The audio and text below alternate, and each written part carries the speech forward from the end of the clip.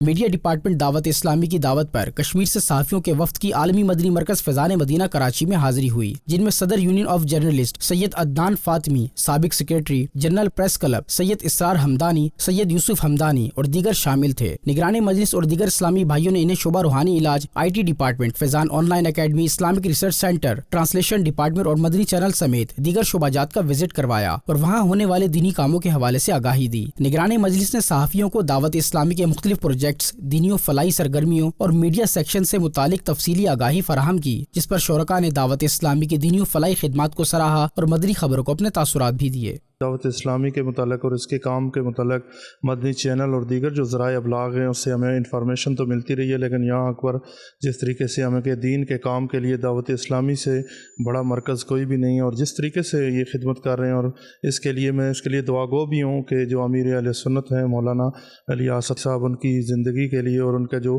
مرکز ہے اس کی برکت کے لیے، اور میں اس چینل کی وساطت سے جتنے بھی لوگ مجھے دیکھ رہے ہیں ان سے یہ اپیل بھی کروں گا کہ اس